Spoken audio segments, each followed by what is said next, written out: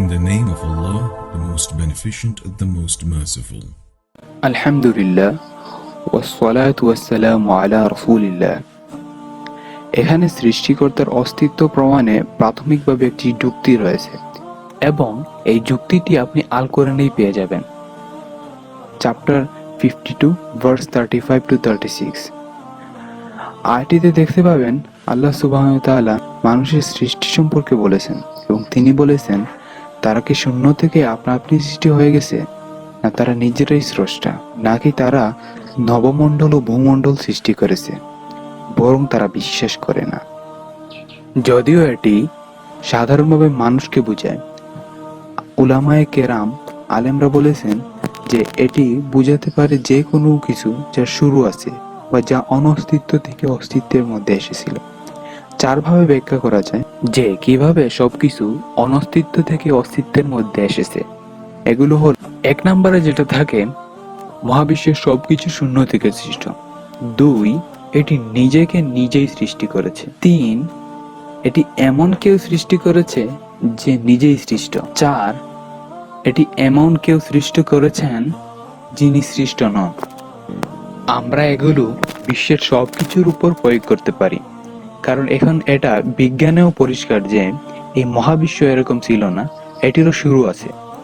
আপনি গণিত বলুন, দর্শনের বিষয়ে বলুন, থার্মোডায়নামিক্স বা মহাজাগতিক বিদ্যার দ্বিতীয় আইন সম্পর্কে বলুন বা বিগ ব্যাং। পয়েন্টটি হলো মহাবিশ্বের শুরু হয়েছিল। যদি এটি শুরু হয়ে থাকে তাহলে বলা যাক প্রথম অপশনটি নিয়ে, এটি কোনো শূন্য থেকে সৃষ্ট, স্রষ্টা ছাড়াই। এটি কি শূন্য থেকে সৃষ্ট? এটা কি সম্ভব মনে হয় আপনার কাছে? এটা অবাস্তব। কারণ আমার কাছে যদি কিছু শূন্য থাকে এবং আমি আরো কিছু শূন্য যোগ করি এবং আরো কিছু শূন্য যোগ করি, অবশেষে যেটা দাঁড়াবে সেটা হলো শূন্য।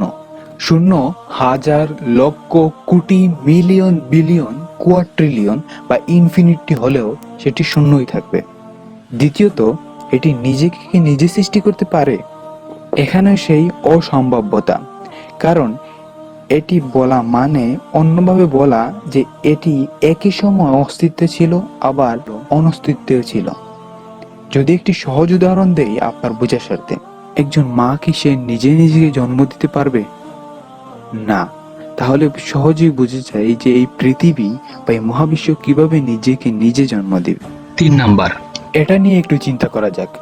যদি মহাবিশ্ব এমন কেউ সৃষ্টি করে থাকে তাহলে একটা প্রশ্ন থেকে যায়, তাকে কে সৃষ্টি করেছে এবং তাকে যে সৃষ্টি করেছে উনাকে কে সৃষ্টি করেছে।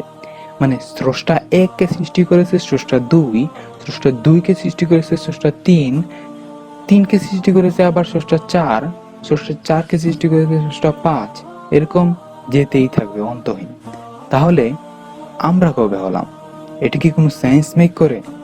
আরো একটু সহজ করে বললে, আমি যদি একটি পাখি মারতে যাই কিন্তু মারার আগে অনুমতিটা আমার উপরের জনের কাছ থেকে আনতে হয় এবং তাকেও তার উপরের জনের কাছ থেকে আনতে হয়। এরকম যদি চলতে থাকে তাহলে কি আমার পাখি মারা হবে? 4 নম্বর অপশন, এটি এমন কেউ সৃষ্টি করছেন যিনি অবশ্যই সৃষ্ট নন। এটি সব থেকে যুক্তিসঙ্গত, যুক্তিযুক্ত উপসংহার।